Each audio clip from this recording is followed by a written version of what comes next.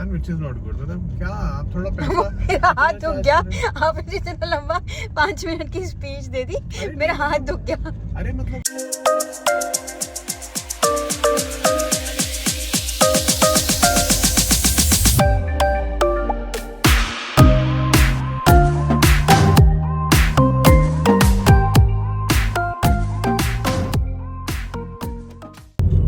Hey guys, welcome back to Planet Amit।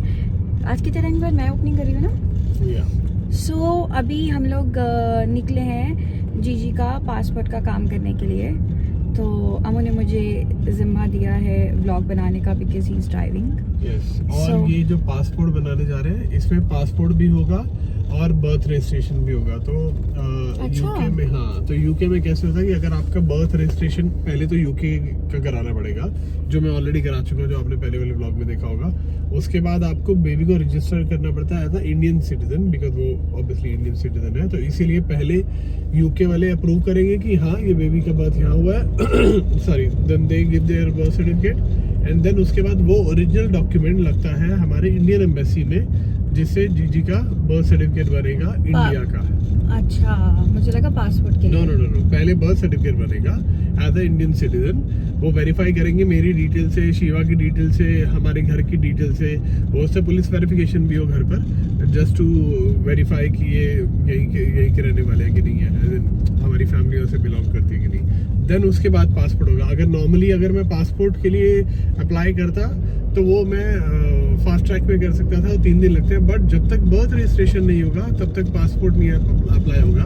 तो मैंने जो एम्बेसी है वहाँ पर ईमेल डाल के वो लिया, परमिशन लिया to do both the thing together, birth registration and passport. Otherwise normally क्या होता है, आपको बर्थ रजिस्ट्रेशन के लिए अलग से अपॉइंटमेंट लेनी पड़ती है और पासपोर्ट के लिए अलग से। तो पहले बर्थ की लेनी है फिर पासपोर्ट लेनी है। बट मैंने क्या किया, मैंने दोनों साथ में ले लिया। द ओनली थिंग इज इसमें क्या होगा, अपॉइंटमेंट एक ही होगी, दोनों काम एक ही दिन हो जाएंगे। बट पहले वो बर्थ सर्टिफिकेट जाएगा, रजिस्टर्ड होगा, एम्बेसी यस बोलेगी, देन उसके बाद वो पासपोर्ट का प्रोसेस फॉलो होगा। तो अगर मैं उसको फास्ट ट्रैक में भी लेता तो भी हमें मिलता नहीं, बिकॉज उससे पहले बर्थ सर्टिफिकेट का होना जरूरी है। तो but it's a long process. अगर किसी को इंटरेस्टेड है कि कैसे मैंने पूरा प्रोसेस फॉलो किया, आप मुझे नीचे कमेंट में लिख देना, मैं पूरा प्रोसेस बता दूंगा, आपका टाइम बच जाएगा। बिकॉज उसमें बहुत सारे डॉक्यूमेंट्स हैं, कोई मिस अभी हमें भी ऑब्वियसली मैंने अपनी तरफ से बना लिया, अब हम जाएंगे पता लगेगा हमारा भी कुछ मिस हो गया, वी नेवर नो। तो बट यस, मैंने अपनी तरफ से सारा ट्राई करके जितने डॉक्यूमेंट बनाने थे, जितने एक्स्ट्रा चाहिए थे, वो सब मैंने ले लिया अपने पास।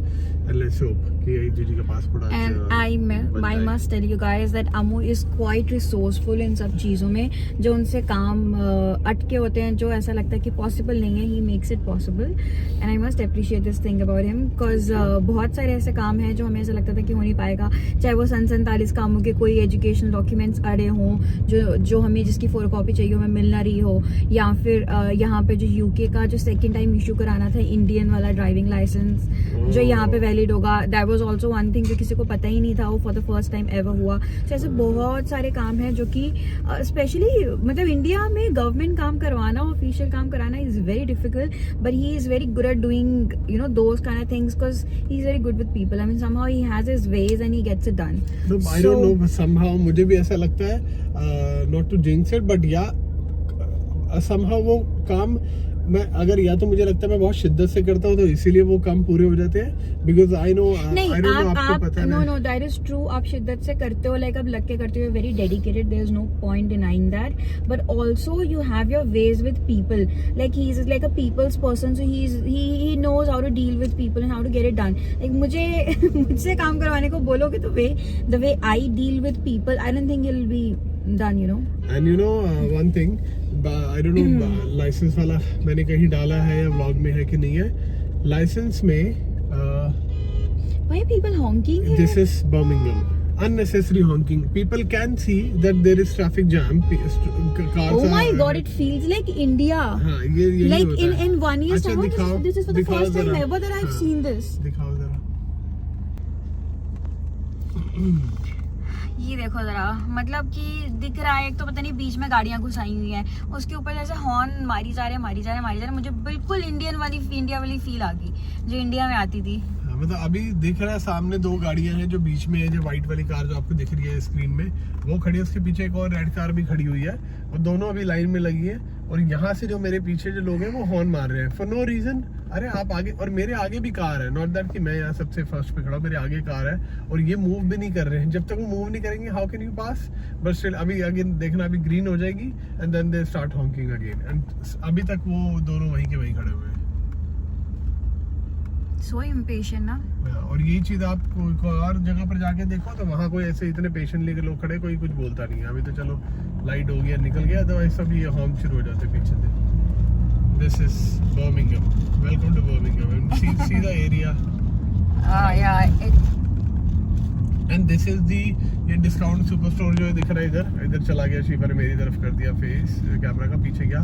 मतलब इसके पास जो सामान पड़ा है, हमने देखा है इंडियन सामान और एक ये और निकल गई, इतना पुराना सामान। आई डोंट नो आपके वहाँ पर बुध बाजार, वीर बाजार, मंगल बाजार लगते हैं कि नहीं लगते। अगर इंडिया में आप रहते हो, दिल्ली में जो बाजार लगते हैं ना उसमें ऐसे सामान मिलते हैं which is like super local as in आपको देख के पता लग जाएगा कि ये इतने लोकल सामान है और वो यहाँ सेल कर रहे हैं in pounds and they are charging tons of money for that. अब मतलब वो जो यहाँ के लोग हैं जिनको जरूरत पड़ती है, बेचारे कुछ समझ नहीं आता तो बोलता है चले यार ले लो।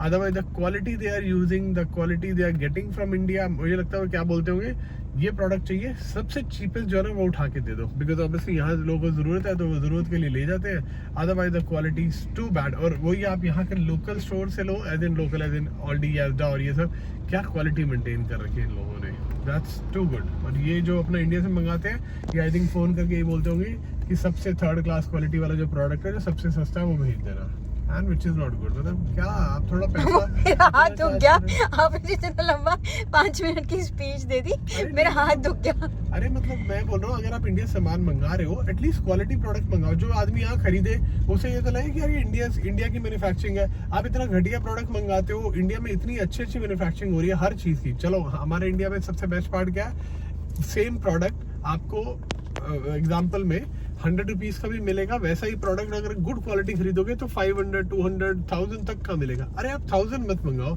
एटलीस्ट 300-400 वाली रेंज तो मंगाओ। आप 100 से नीचे वाली रेंज मंगाते हो और बेचते हो यहाँ पर 10 पाउंड में, और लोगों को लगता है यार देखो कितनी घटिया क्वालिटी है and so costly, bad. Morning guys, next day है और कल वाला जो काम हमारा था हो गया। मैं बताना भूल गया because we are so hungry. हमें था घर जाके जल्दी जल्दी कुछ खाएंगे, तो दिमाग में वही चल रहा था। एंड शिवा अपनी एक फ्रेंड से बात कर रही थी, I think I don't no, Swati, I don't no किससे बात कर रही थी। बहुत देर तक शिवा बात करती रही पूरी गाड़ी में, तो हमारी बात ही नहीं, मतलब व्लॉग ही नहीं बन पाया। पासपोर्ट वाला काम पूरा हो गया, खाली एक माइनर सा चेंज था उसके अंदर। लाइक जो मैंने यहाँ का जो लोकल एड्रेस है वो यहाँ का लिखा था, printed address. They said you need to write a Indian address for the printing one, and then वैसे एडिशनल एड्रेस के लिए आप यहाँ का यूके का एड्रेस डाल दो। खाली वो चेंजेस है, रेस्ट एवरीथिंग वाज डन। जो 1 फाइल में ही काम हो गया। The cost was around 71 pound for the passport and 41 pound for the birth registration. So मैंने कहा जो लोग देख रहे हैं अगर स्पेसिफिकली इसके लिए, तो उनको पता, मैंने पहले भी बोला था कि अगर किसी को हेल्प चाहिए मुझे बताना, आई टेल यू कौन कौन से डॉक्यूमेंट बनाने हैं। तो अब मैंने अगर सबमिट कर दिया, दैट मीन्स दो डॉक्यूमेंट वाज करेक्ट। तो मैं बता दूंगा क्या क्या है एंड एवरीथिंग इज फाइन। आज का दिन स्टार्ट करते हैं, और आज का दिन भी थोड़ा बिजी रहेगा। कल का दिन मैंने कुछ प्लान किया है बाहर जाने का, अब बिकॉज मम्मी अभी जाने वाले हैं थोड़े दिन में, तो हम चाहते हैं मम्मी को कहीं बाहर घूमने लेके जाए। बट जीजी को थोड़ी सी बॉयल्स हो रहा है बॉडी पे, मतलब मैं कैसे बताऊँ, जो इंडियन है, जो एशियन है, उनको पता होगा, पित्त बोलते हैं उसे, गर्मी की वजह से होती है, बिकॉज यहाँ भी गर्मी बहुत ज़्यादा बढ़ रही है। और बेबी है तो हम ट्राई करते हैं उसको थोड़ा सा कपड़े पहना के रखें, ये करें वो करें, बट ऑब्वियसली हमें वी आर ऑल्सो लर्निंग।